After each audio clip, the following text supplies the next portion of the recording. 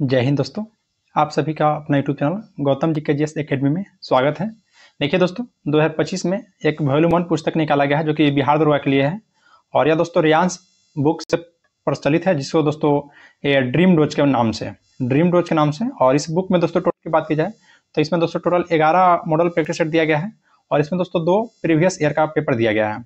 तो प्रत्येक model practice set को हम लोग इस पर देखेंगे। और आप लोग दोस्तों बहुत सारे भाई लोग कमेंट भी किए थे कि रियांस का जो बिहार दरोगा का बुक निकाला गया है उसको लाया जाए प्रैक्टिस सेट के रूप में। तो चलिए उसी को आज हम लोग प्रैक्टिस सेट के रूप में देखने वाले हैं। यही बुक है दोस्तों आपका। आज सेट नंबर 1 देखेंगे और टोटल दोस्तों 12 प्रैक्टिस सेट है, तो जो कि 12 दिन में हम लोग इसको समाप्त कर देंगे। तो चलिए बिना देर के हम लोग क्वेश्चन की ओर बढ़ते हैं। यहाँ पर हम लोग आज प्रैक्टिस सेट नंबर 8 देखने वाले हैं।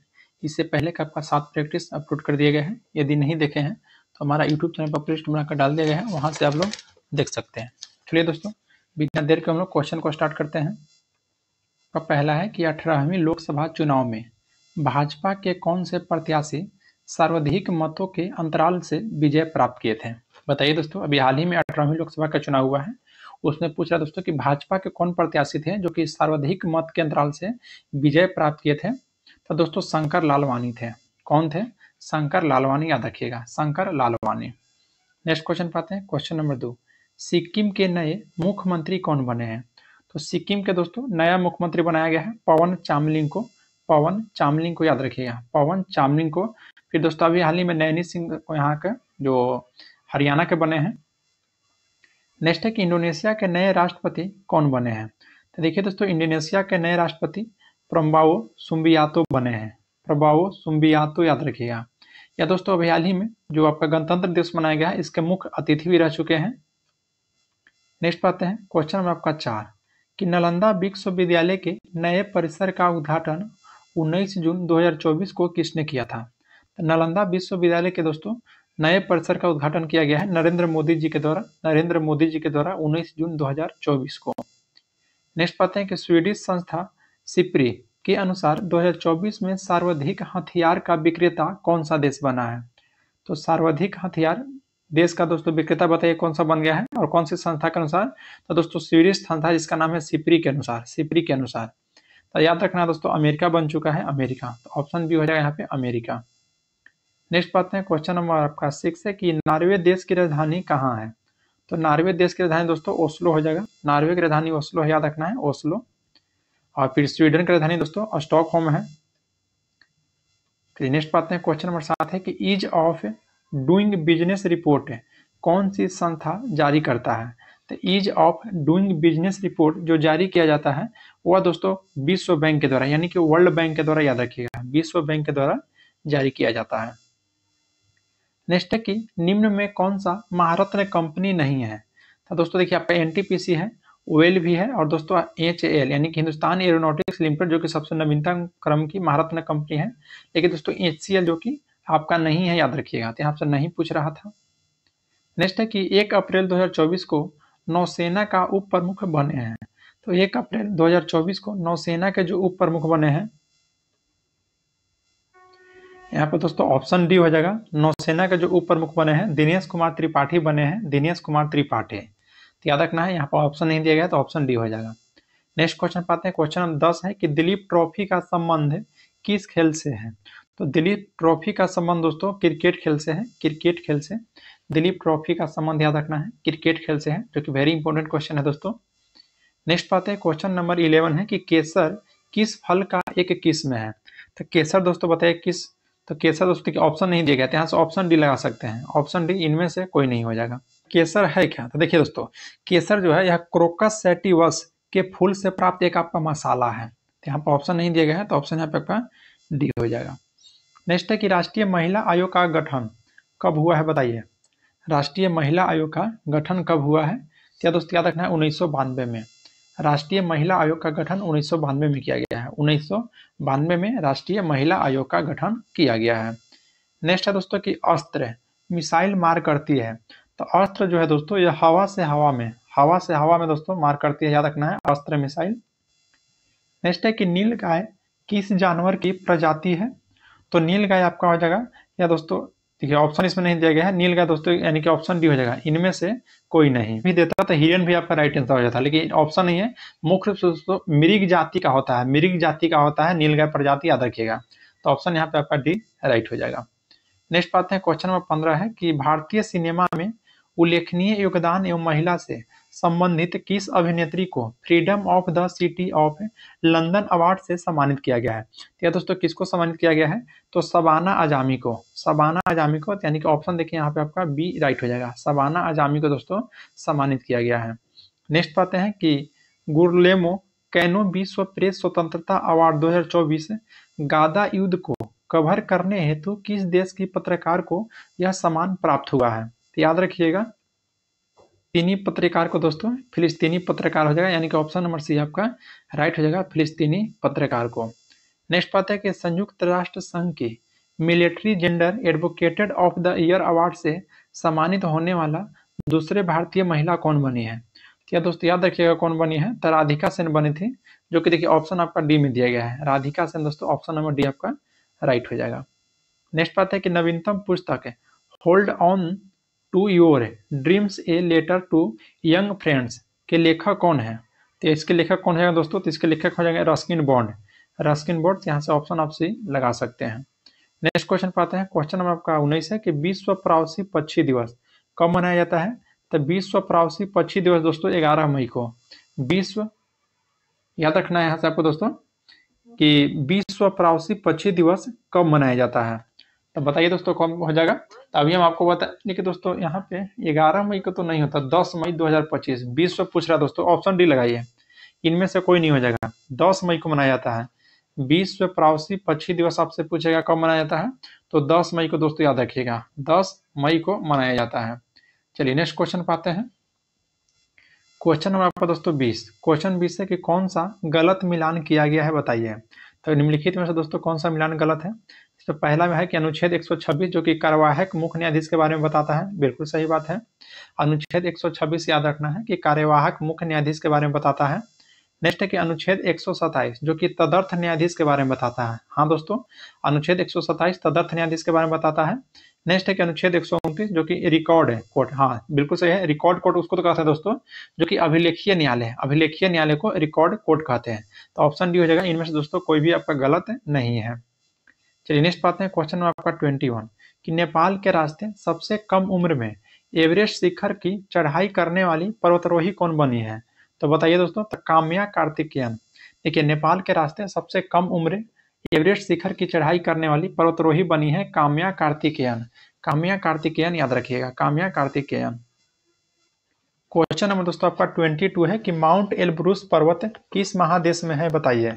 तो माउंट एल्ब्रूस पर्वत दोस्तों यूरोप महादेश में है, तो यहाँ से ऑप्शन आप डी लगा सकते हैं, यूरोप महादेश में, यूरोप महादेश में माउंट एल्ब्रूस पर्वत है, याद रखिएगा। नेक्स्ट है कि सूर्य किरण नामक सैन्य अभ्यास किन दो देशों के बीच में आयोजित किया जाता है।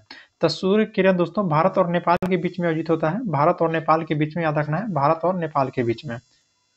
नेक्स्ट पाते हैं कि वन संरक्षण अधिनियम कब पारित हुआ था।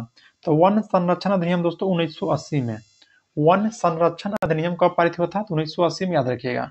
देखिए दोस्तों क्वेश्चन हमेशा पूछता है कि वन संरक्षण अधिनियम कब पारित हुआ था, तो याद रखना है दोस्तों 1980 में, और मिनी डेट पूछेगा तो 25 अक्टूबर 1980 को, 25 अक्टूबर 1980 को। चलिए नेक्स्ट बात है कि भारत के प्रधानमंत्री को मंत्रिपरिषद के निर्णय से संबंधित जानकारी भारत के राष्ट्रपति को प्रस्तुत करने का अधिकार है। तो यह दोस्तों अनुच्छेद 78 के अनुसार, अनुच्छेद 78 के अनुसार याद रखिएगा। नेक्स्ट बात है कि दांतों के बारे में निम्नलिखित में से कौन सा कथन सही है। इसमें पहला कथन दोस्तों कि 6 से 9 साल की उम्र में दूध के दांत गिर जाते हैं। नेक्स्ट कर रहा है कि अस्थायी दांत जो कि जीवन भर रह सकते हैं। तो यहाँ क्वेश्चन क्या कर रहा था दोस्तों कि कौन सा कथन सही है। तो देखिए 6 से 9 साल की उम्र में दूध की दांत गिर जाता है और अस्थायी दांत जो है जीवन भर रह सकता है, तो इसमें हो जाएगा आपका सही होना चाहिए 6 से 9 साल से 6 से 8 साल देता है, 6 से 8 साल तक देता है दोस्तों, क्योंकि 6 साल से गिरना चालू हो जाता है और 8 साल की उम्र में गिर जाता है। यहाँ से पहला ऑप्शन गलत काट लीजिए। फिर नेक्स्ट है कि स्थायी दांत जीवन भर रह सकते हैं, हाँ यह रह सकता है दोस्तों, तो यानी कि यहाँ पे ऑप्शन आप लगा सकते हैं केवल 2, ऑप्शन भी हो जाएगा, केवल दूसरा कथन आपका सत्य है। नेक्स्ट बात है क्वेश्चन नंबर दोस्तों 23 है, सॉरी 27 कि किस चार्टर के द्वारा भारत में ईसाई मिशनरियों को औपचारिक रूप से धर्म प्रचार की अनुमति दिया गया था? ये दोस्तों 1813 के चार्टर एक्ट के तहत दिया गया था, 1813 के चार्टर एक्ट। तो यहाँ पे दोस्तों आपका ऑप्शन नंबर डी आपका राइट हो जाएगा, 1813 के चार्टर एक्ट। नेक्स्ट है कि निम्न में कौन सा कथन सही नहीं है? एक तरफ संधि है, एक तरफ दोस्तों संबंधित वर्ष है कि कौन सी संधि कब हुआ है। तो बताइए श्रीरंगपट्टनम की संधि कब हुआ है? तो 1792 में। 1792 में दोस्तों जो तृतीय आंग्ल मैसूर युद्ध के समय हुआ था। तो ऑप्शन ए आपका सही है। नेक्स्ट है कि संगौली की संधि। तो संगौली की संधि कब हुआ था दोस्तों? तो 1817। गलत है, गलत है दोस्तों। बताइए संगौली की संधि कब हुआ था? तो संगौली की संधि दोस्तों 1817 नहीं बल्कि दोस्तों 1816 में हुआ था। संगौली की संधि कब? 1816 में, यानी कि ऑप्शन बी हो जाएगा। यही दोस्तों आपका गलत है। बाकी याद रखना है कि मंगलोर की संधि 1784 में हुआ था दोस्तों, द्वितीय आंग्ल मैसूर युद्ध के समय। और राजपुर घाट की संधि 1806 में हुआ है। राजपुर घाट की संधि 1806 में हुआ है, याद रखिएगा। नेक्स्ट है कि मौर्य काल में रज्जुक का कार्य था। तो मौर्य काल में दोस्तों रज्जुक का कार्य था भूमि का माप करना। तो देखिए ऑप्शन यहाँ सी में दिया गया है, भूमि का माप करना। तो सी आपका राइट हो जाएगा।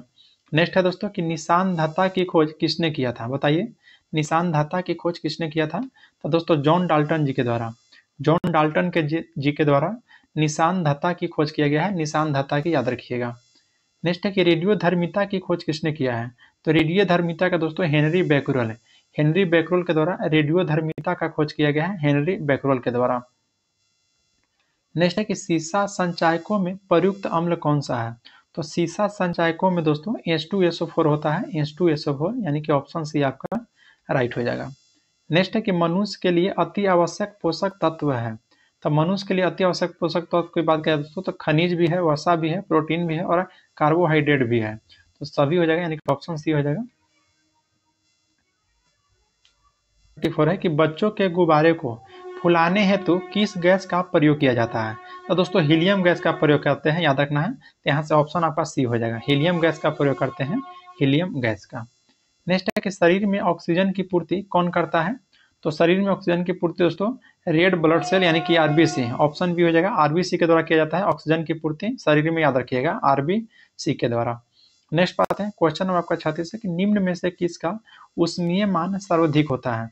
तो उष्मीय मान सर्वाधिक दोस्तों किसका होता है? तो याद रखना आपका वसा का होता है। तो ऑप्शन डी हो जाएगा वसा का। वसा का उष्मीय मान अधिक होता है। नेक्स्ट है कि घरों में विद्युत यंत्र जोड़े जाते हैं। तो घरों में दोस्तों विद्युत यंत्र जो जोड़े जाते हैं यह समानांतर क्रम में। घर में दोस्तों विद्युत यंत्र जोड़े जाते हैं किस क्रम में? तो समानांतर क्रम में, समानांतर क्रम में, याद रखिएगा। नेक्स्ट है कि बिहार में होम रूल लीग के अध्यक्ष कौन थे? तो बिहार में दोस्तों होम रूल लीग के अध्यक्ष थे मजहरुल हक। मजहरुल हक, याद रखिएगा, मजहरुल हक हो जाएंगे। नेक्स्ट बात है कि बिहार में ककोलत जलप्रपात किस जिला में है? तो ककोलत जलप्रपात दोस्तों नवादा जिला में है, नवादा जिला में। तो ऑप्शन बी आपका राइट हो जाएगा। नेक्स्ट है कि निम्न में कौन सा सुमेलित है? तो कौन सा सुमेलित है? अच्छा नहीं है दोस्तों, नहीं कह रहा है, कौन सा सुमेलित नहीं है? पहला है कि रानी लक्ष्मीबाई बांध रिहंद नदी पर। अब यह गलत है दोस्तों। रानी लक्ष्मीबाई बांध कौन नदी पर है?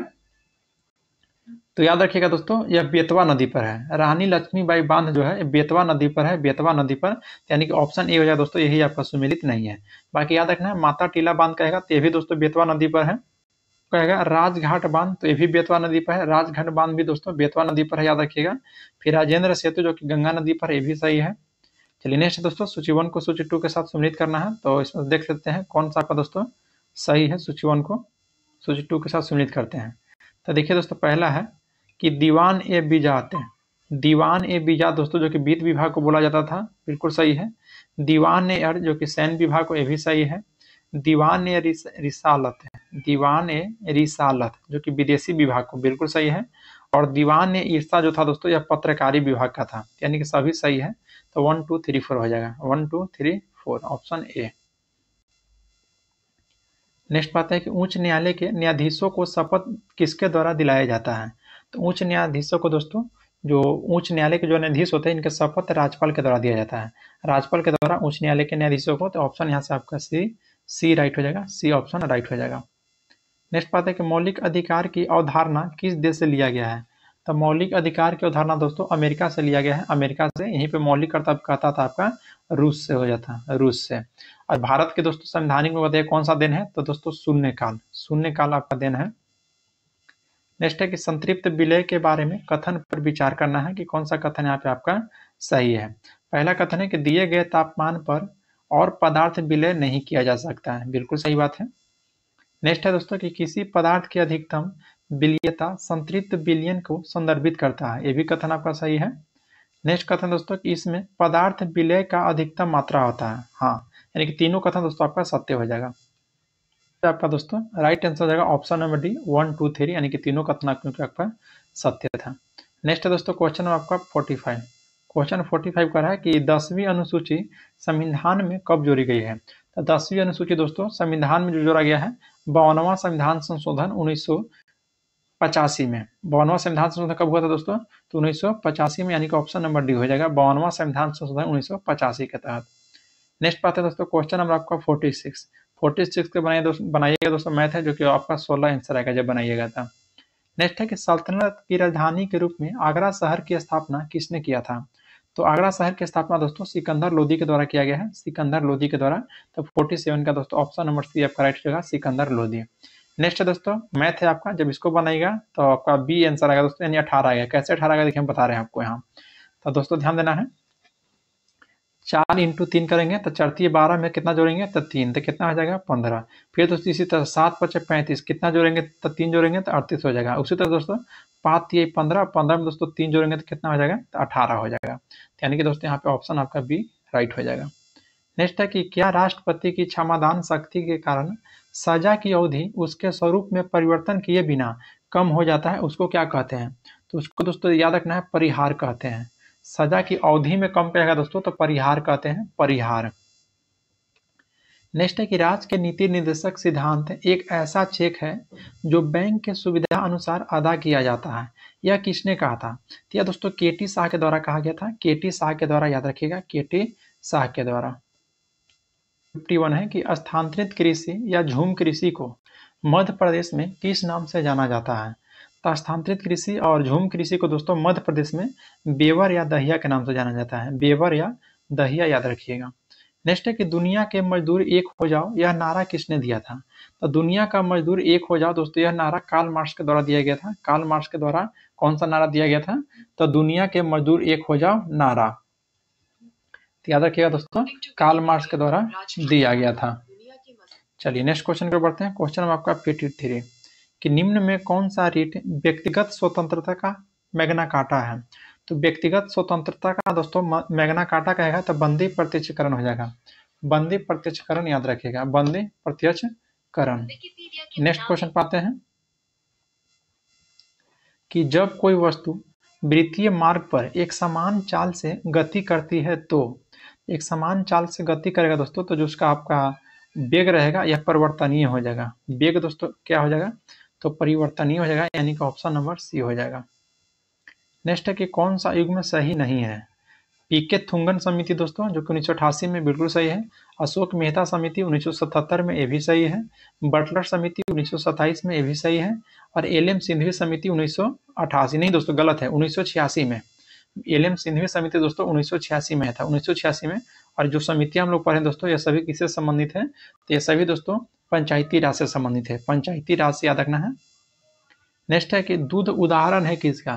तो दूध दोस्तों आपका इमल्सन का उदाहरण है, इमल्सन का, याद रखिएगा दूध किसका उदाहरण है, तो इमल्सन का। नेक्स्ट बात है कि किस भौतिक राशि का मात्रक टेस्ला है। टेस्ला किसका दोस्तों, तो चुंबकीय क्षेत्र का। तो यहाँ पर दोस्तों आप ऑप्शन नंबर ए लगा सकते हैं, चुंबकीय क्षेत्र। नेक्स्ट बात है क्वेश्चन नंबर 58 है कि मिट्टी के तेल के लैंप की बत्ती में तेल चढ़ने का कारण क्या है। तो केशिकत्व विधि के द्वारा होता है दोस्तों, केशिकत्व देखिए जो कि ऑप्शन डी में आपका दिया गया है, केशिकत्व विधि के द्वारा। नेक्स्ट है कि निम्न में से किस ग्रह को वैक्यूम क्लीनर के नाम से जाना जाता है। तो वैक्यूम क्लीनर के नाम से दोस्तों बृहस्पति ग्रह को जाना जाता है, बृहस्पति ग्रह को, जो कि दोस्तों सौरमंडल का सर्वाधिक सबसे बड़ा ग्रह है और सबसे छोटा दोस्तों आपका बुध ग्रह है, सबसे छोटा बुध है। यहीं पे दोस्तों आपका शनि और बुध ऐसा एकमात्र ग्रह है जिसका दोस्तों एक भी चंद्रमा यानी कि एक भी इसका उपग्रह नहीं है। नेक्स्ट है कि भारत का रूर किस नदी बेसिन को कहा जाता है। तो भारत का रूर दोस्तों दामोदर नदी घाटी को, दामोदर नदी बेसिन को कहा जाता है, दामोदर नदी बेसिन को भारत का रूर। ऐसा दोस्तों भारत का रूर दोस्तों छोटा नागपुर को भी बोला जाता है, छोटा नागपुर के पठार को। नेक्स्ट है कि स्थापित सिंधु घाटी सभ्यता जिन नदियों के तट पर बसी थी वो कौन सी है। तो दोस्तों सिंधु नदी है और झेलम नदी है, सिंधु नदी और झेलम नदी भी है। बसी थी वो कौन कौन सा दोस्तों, सिंधु घाटी सभ्यता, झेलम घग्घर भी यहाँ पे आ जाएगा, ब्रह्मपुत्र तो नहीं है दोस्तों। अच्छा ऑप्शन देख लेते हैं, 1 2 4 है या नहीं, 1 2 4 नहीं है, तो यहाँ पे कौन कौन सा दोस्तों, 1 2, 1 और 2 तो नहीं हो सकता है, तो बताइए तो दोस्तों। अच्छा कालीबंगा किस नदी के किनारे स्थित है, कालीबंगा दोस्तों बताइए तो किस नदी के किनारे स्थित है, तो कालीबंगा भी दोस्तों घग्घर नदी के किनारे स्थित है, कालीगंगा यानी कि 1 2 4 हो गए हैं दोस्तों, 1 2 भी हो सकता है, फिर झेलम नदी 1 4। अच्छा, यहाँ पर दोस्तों देखिए नगर के बारे में पूछ रहा होगा, सिंधु घाटी सभ्यता किन नदी के तट पर बसी थी, तो देखिए सिंधु नदी की दोस्तों सिंधु नदी आ जाएगा और घग्घर नदी आ जाएगा, घग्घर नदी। झेलम नदी पर दोस्तों कोई आपका सिंधु घाटी सभ्यता का कोई नगर बसा ही नहीं था, यहाँ पे 1 और 2 हो जाएगा, यानी कि ऑप्शन दोस्तों यहाँ पे ये आपका राइट हो जाएगा। ठीक है दोस्तों, कालीबंगा जो था वो घग्घर नदी के किनारे स्थित है इसलिए। चलिए नेक्स्ट बात है क्वेश्चन नंबर दोस्तों 62 को जब बनाइएगा तो ऑप्शन ए आ जाएगा 15 दिन, 15 दोस्तों 15। नेक्स्ट है कि वे दो प्राकृतिक संख्याएं कौन सी है, अच्छा दोस्तों ये भी आपका है, तो 63 को बनाइएगा दोस्तों, ऑप्शन डी आ जाएगा 60 40। आसान क्वेश्चन है दोस्तों, देखिए 60 40 को क्या कर रहा है, गुणनफल करने पर 2400, तो 60 40 को गुना कीजिए तो कितना आएगा, तो 2400 आ जाएगा। उसी तरह कहा दोस्तों इनको वर्गों का एक फल, यानी कि 60 40 को वर्गों का एक फल कीजिएगा तो 5200 होगा। देखिए 6 6 36 यानी कि 3600 हो जाएगा, फिर दोस्तों 40 × 40 यानी कि 4 को 1600, ये दोनों को जोड़िएगा दोस्तों तो आपका 5200 आ जाएगा, यानी कि ऑप्शन दोस्तों डी आपका सर्टिफाइड है। नेक्स्ट है कि निम्न में कौन सा यांत्रिक तरंग है, यांत्रिक तरंग दोस्तों कौन सा है, तो यहाँ पर दोस्तों ध्वनि तरंग हो जाएगा, जो कि अनुदैर्घ्य तरंग के रूप में भी जाना जाता है और यांत्रिक तरंग के रूप में भी जाना जाता है, तो ऑप्शन यहाँ पे बी आपका राइट हो जाएगा।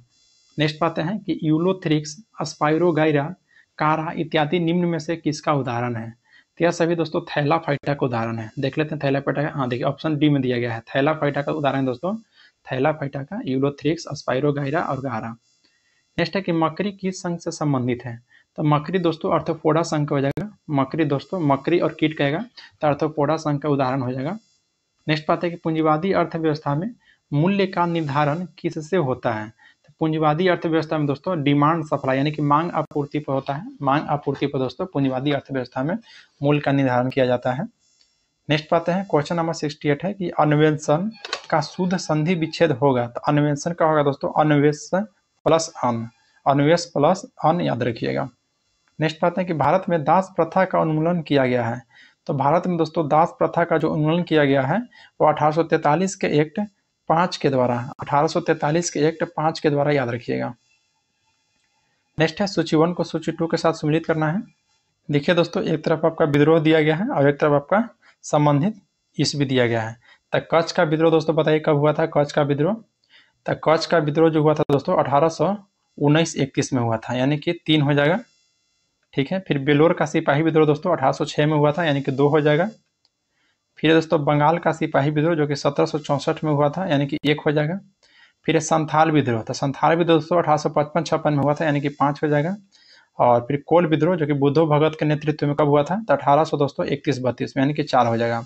तो 3 2 1 5 4, 3 2 1 5 4, देखिए ऑप्शन ए में ही दिया गया है 3 2 1 5 4, यानी कि ऑप्शन ए आपका राइट हो जाएगा। नेक्स्ट पाते हैं कि बिहार में पाए गए अशोक के शिलालेख किस लिपि में लिखा गया है, तो बिहार में दोस्तों जो पाया गया है अशोक का शिलालेख या ब्राह्मी भाषा में लिखा गया है, किस लिपि में, तो ब्राह्मी लिपि में, ब्राह्मी लिपि में। नेक्स्ट एक निम्नलिखित कथन पर विचार करना है, जिसमें पहला कथन है कि बिहार में सबसे अधिक समय तक पदस्थ मुख्यमंत्री नीतीश कुमार है।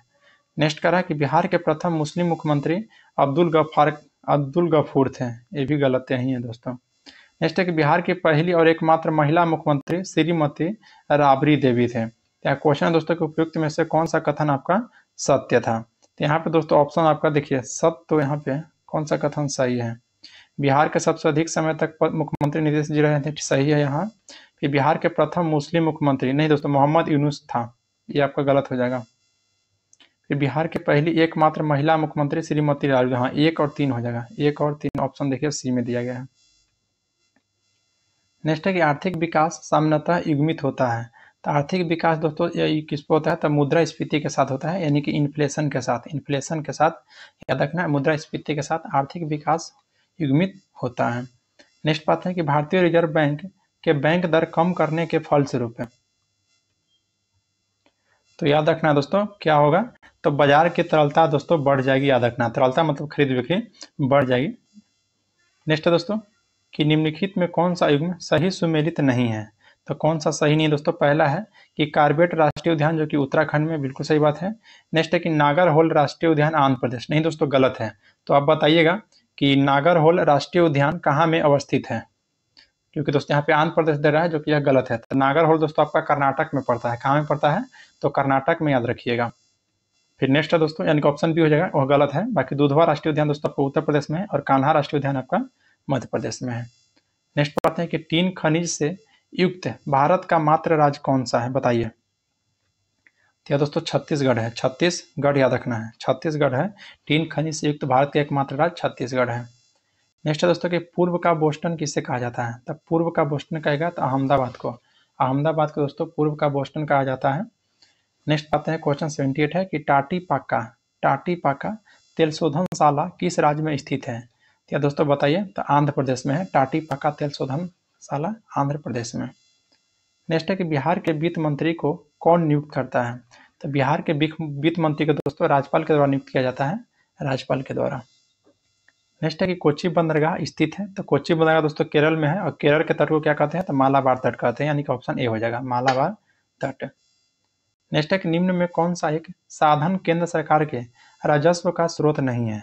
तो कौन सा राजस्व का स्रोत नहीं है दोस्तों, देखिए आयकर तो है, उत्पाद शुल्क भी है लेकिन नहीं चुनना है, फिर कॉर्पोरेट कर भी है, कृषि कर, देखिए कृषि कर नहीं है दोस्तों, यानी कि ऑप्शन डी हो जाएगा, एग्रीकल्चर टैक्स हो जाएगा। नेक्स्ट है कि आर्थिक आयोजन एक अनिवार्य अभिलक्षण है। तो आर्थिक आयोजन दोस्तों जो एक अनिवार्य अभिलक्षण है, यह आपका दोस्तों किसका है, तो यह याद रखना है समाजवादी अर्थव्यवस्था का है। किसका, तो समाजवादी अर्थव्यवस्था का है, यानी कि ऑप्शन सी हो जाएगा, समाजवादी अर्थव्यवस्था का। नेक्स्ट है कि किस पंचवर्षीय योजना में भारत की कृषि वृद्धि दर सर्वाधिक रही है। तो भारत का कृषि वृद्धि दर दोस्तों जो सर्वाधिक रहा है वह आठवीं दोस्तों, यानी कि 8वीं पंचवर्षीय योजना, याद रखिएगा। नेक्स्ट आते हैं कि योजना आयोग का गठन कब हुआ था। तो दोस्तों 2015 में तो दोस्तों नीति आयोग का हुआ था, 1950 में हुआ है योजना आयोग का गठन, याद रखिएगा। और इसके जगह पर भी वर्तमान में दोस्तों नीति आयोग चल रहा है। नेक्स्ट है कि विदेशी व्यापार का भुगतान संबंधित है। तो विदेशी व्यापार का दोस्तों जो भुगतान संबंधित है वह याद रखिएगा कि भुगतान संतुलन से, किससे संबंधित है, तो भुगतान संतुलन से, याद रखना है, बैलेंस ऑफ पेमेंट्स। नेक्स्ट पाते हैं, नेक्स्ट दोस्तों कि नेलांग घाटी कहाँ स्थित है, बताइए। तो नेलांग घाटी जो स्थित है दोस्तों वो आपका उत्तराखंड में है, उत्तराखंड में नेलांग घाटी स्थित है, याद रखिएगा। नेक्स्ट दोस्तों यहाँ पे मैथ है, जब इसको आप लोग बनाइएगा 64.10 पैसा आएगा, 64 रुपया 10 पैसा आएगा, याद रखिएगा। नेक्स्ट एक निम्नलिखित में कौन सा झील बिहार में स्थित है। तो अनुपम झील दोस्तों कहाँ में है, बिहार में है, याद रखिएगा। अनुपम झील आपका बिहार राज्य में स्थित है।